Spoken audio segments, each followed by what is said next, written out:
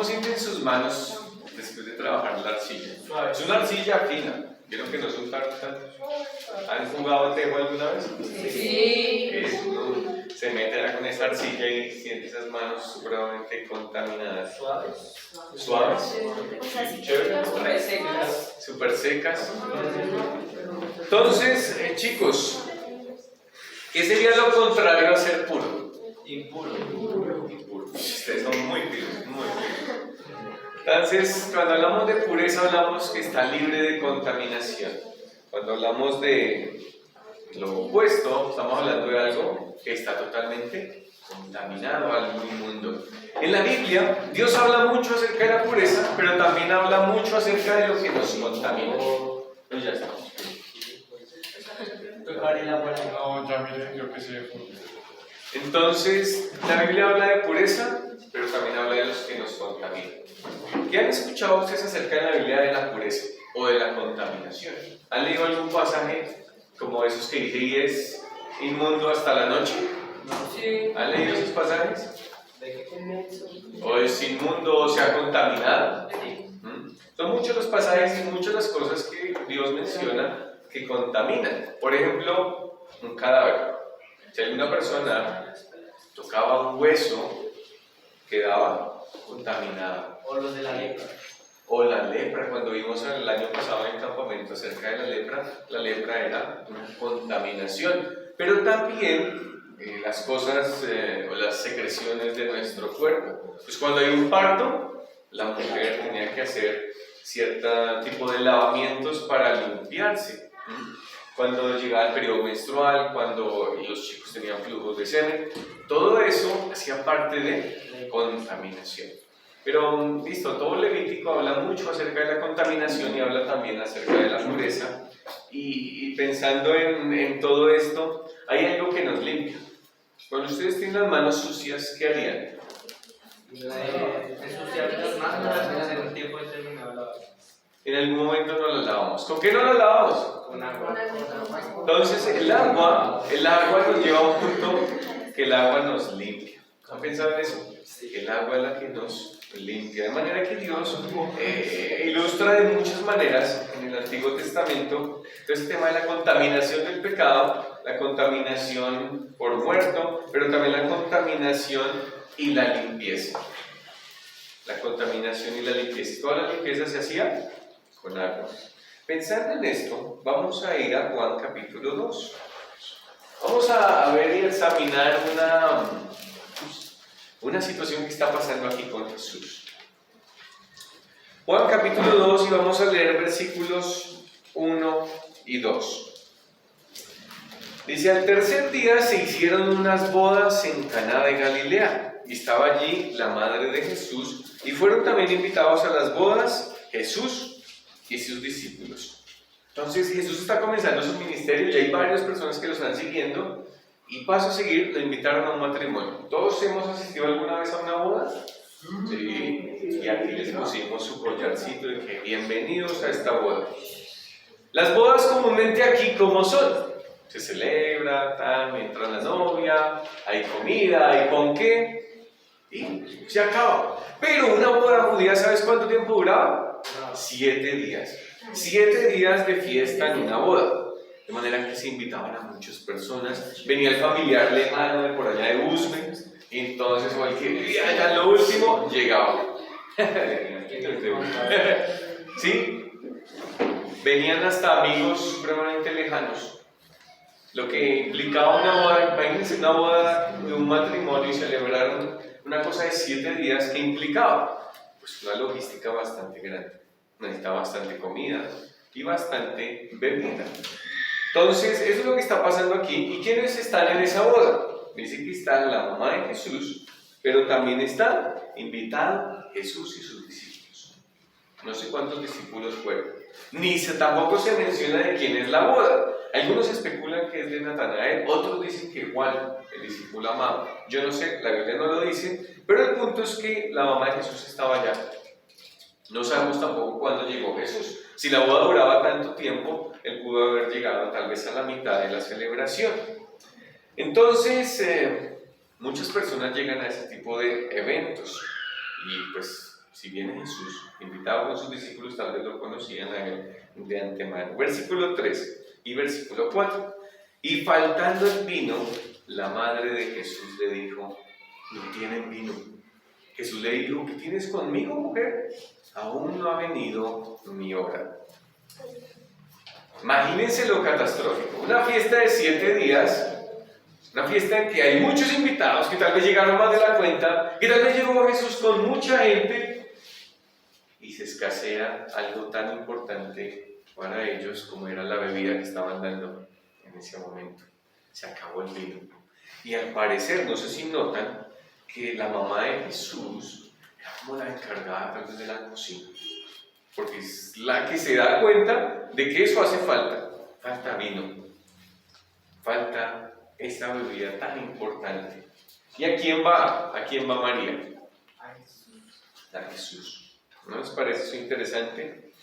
¿Qué hace María frente al problema que está viviendo? Porque si tú estás organizando un evento, tal vez estás trabajando en un restaurante y lo que viene es que se te acaba algo, pero todavía hay mucha gente que falta por comer, pues es un problema bien grande. O sea, buscamos una solución inmediata. ¿Qué hacemos nosotros cuando estamos en una situación difícil? Cuando estamos en un problema bien complicado, ¿a quién acudimos? Deberíamos acudir a Dios. Y mira qué hace María, acude a Jesús. ¿Por qué ella acude a Jesús? ¿Qué sabe María acerca de Jesús? ¿Sabe María? Mira, él, mi hijo, fue engendrado por el Espíritu Santo. Él no fue engendrado por un ser humano. Él es el Mesías prometido. Él es Dios mismo hecho carne. Voy a Él porque Él es el único que me puede ayudar en esta situación. María sabía todo eso acerca de Jesús. Pero ¿qué es la respuesta de Jesús? ¿Lo han mirado? Miren el versículo 4 otra vez. Jesús le dijo, ¿qué tienes conmigo, mujer? ¿Cómo le suena esa contestación? ¿Suena grosero? Guache. ¿Guache? ¿Frío? Es la mamá. Es la mamá, ¿cómo le habla así? ¿Cómo le dice, mami, no? Tal cosa. Pero notemos.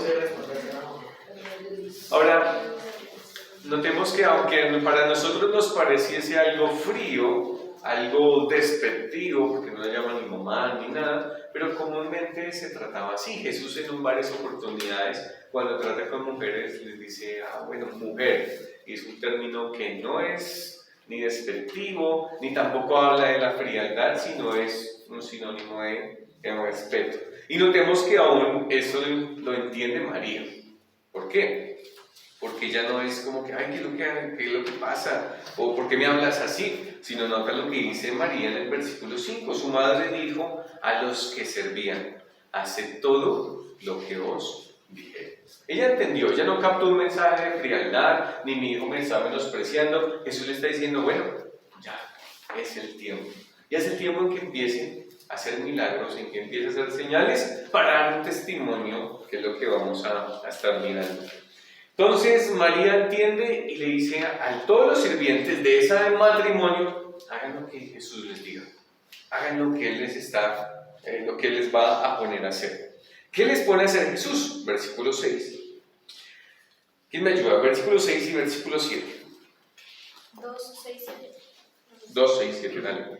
Y había allí 6 tinajas de piedra para agua, conforme al rito de la purificación de los judíos, en cada una de las cuales cabían 2 o 3 cántaros. Jesús le dijo, llenad estas tinajas de agua, y llenaron hasta arriba.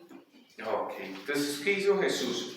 Resulta que pasa que en esta casa había unas vasijas de piedra que las llenaban con agua. ¿Y sabes para qué usaban esa agua?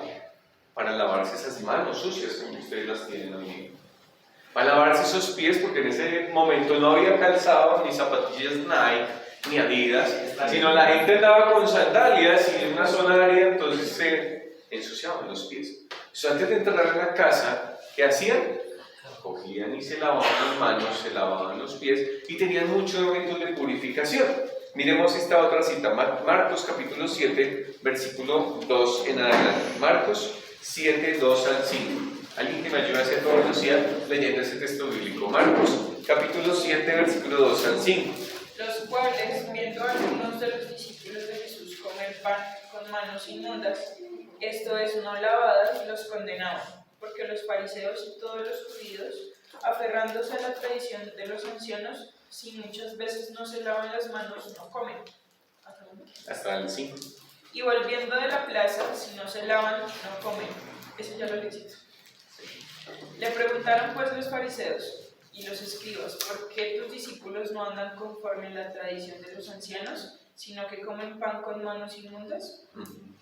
Entonces, había un ritual y había unas tradiciones de que tenían que lavarse las manos seguidamente. Cosa que nosotros vivimos ahorita, ¿no? Hace unos años que nos exigían que fuésemos como ping-pong. Ping-pong, eso, muy bien. No me acuerdo bien la canción, pero se lava las manitas con agua y con jabón.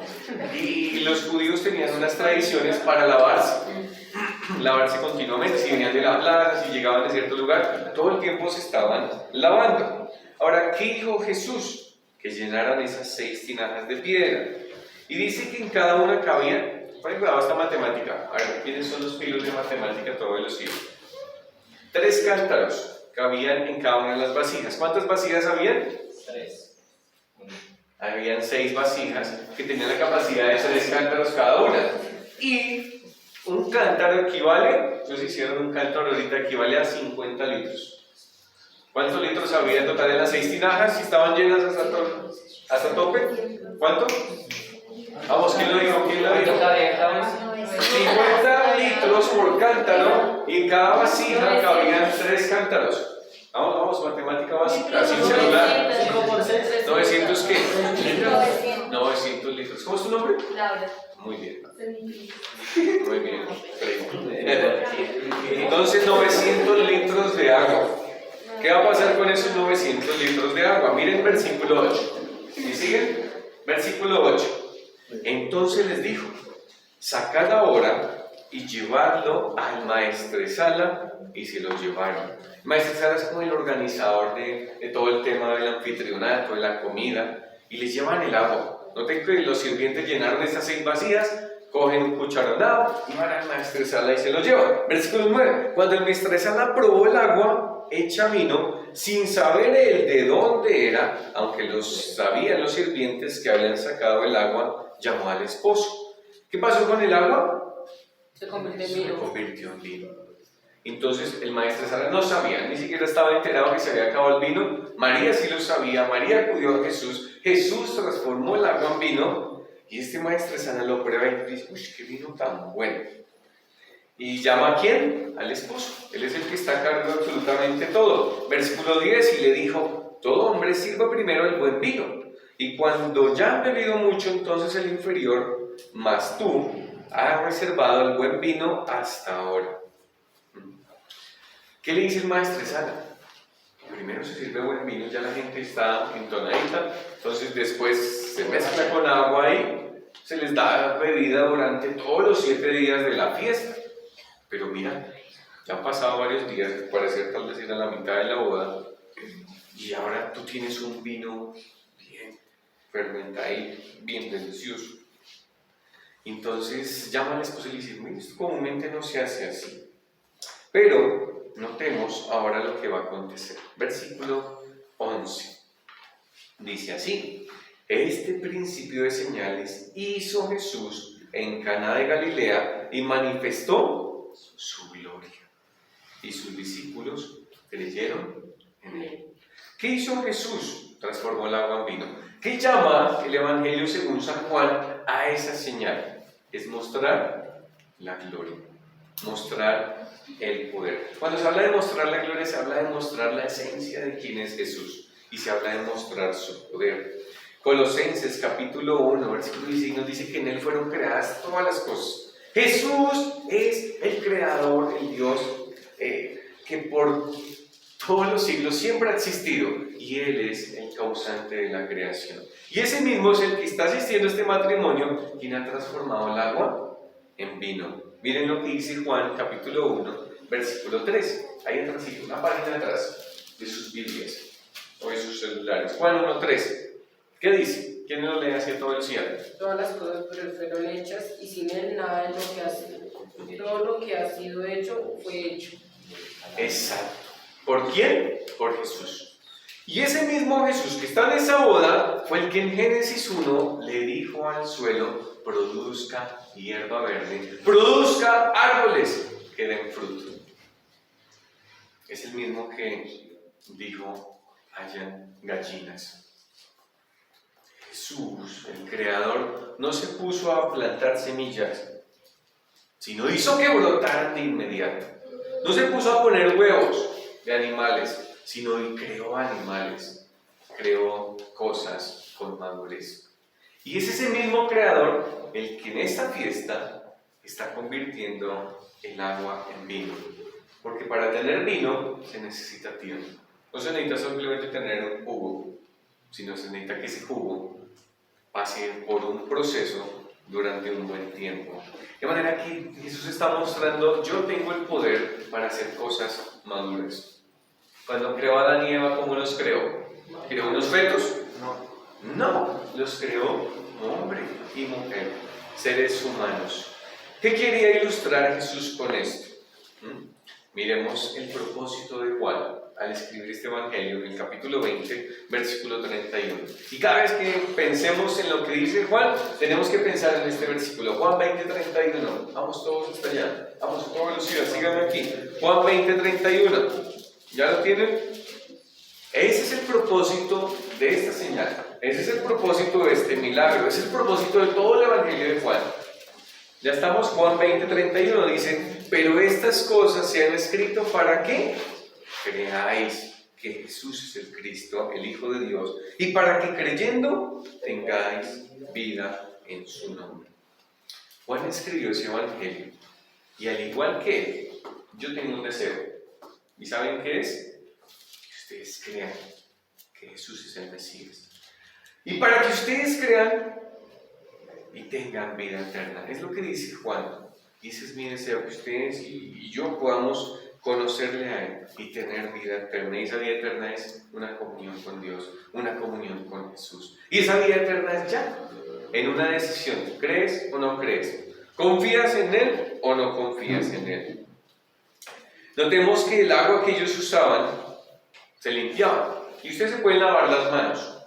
¿Pero eso los hace puros a ustedes? Digo, nos van a quedar para Ustedes se pueden lavar los pies. Nos podemos lavar los pies, nos podemos lavar, bueno, ustedes se bañan todos los días. Espera. Nos podemos bañar todos los días, pero eso no nos hace puros. El judío, ¿sabes en qué se enfocaba?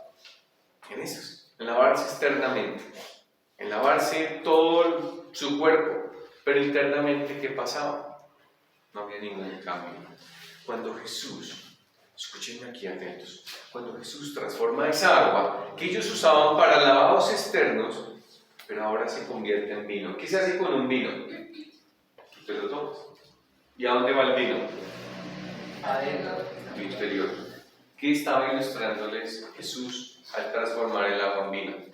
Yo quiero no lavarlos externamente, ni quitarles el mugre.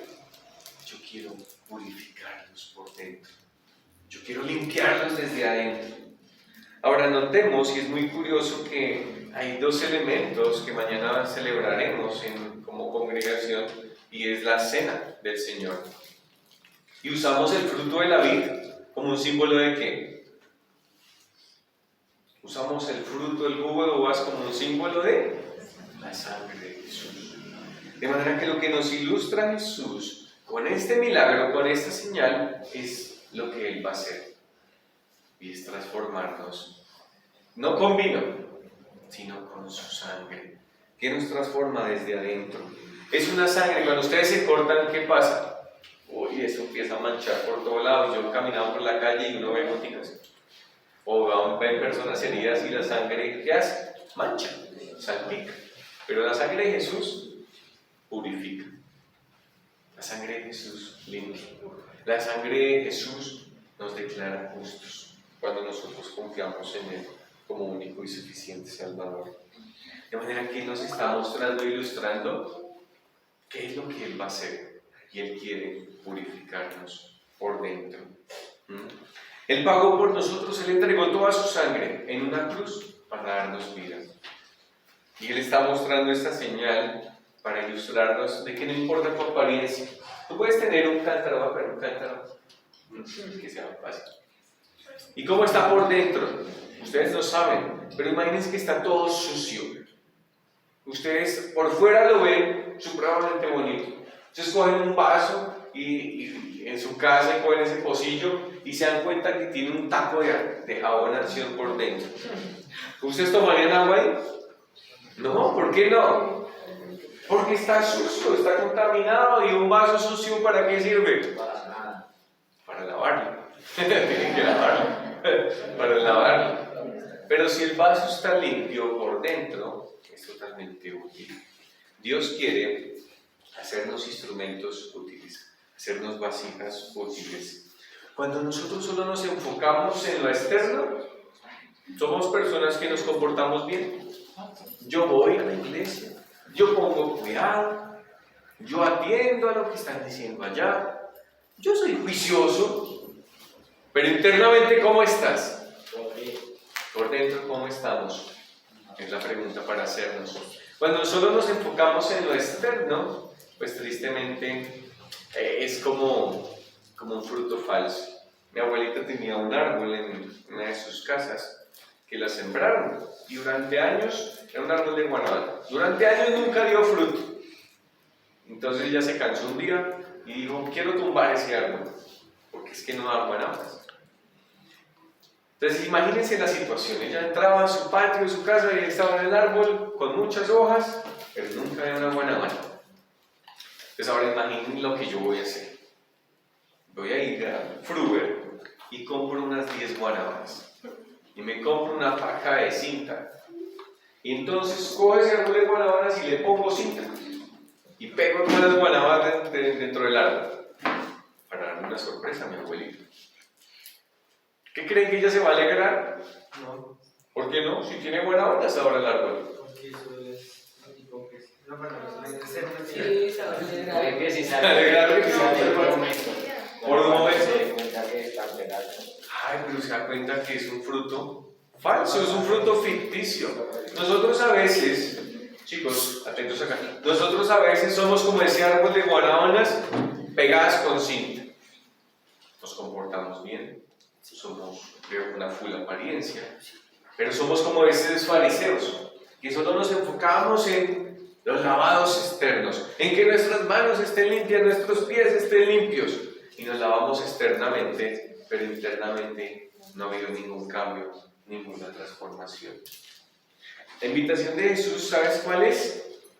A que nos dejemos limpiar por Él, a que nos dejemos transformar por Él.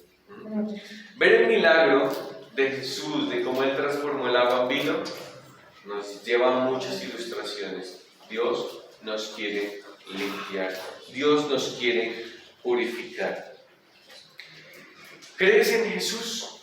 ¿Has sido limpiado con la sangre de Jesús? Cuando has tomado esa decisión por Cristo, entendido el Evangelio, entendido que estás lejos y separado de Él, y hemos sido purificados. ¿En dónde está tu corazón? Hemos sido limpiados por su sangre.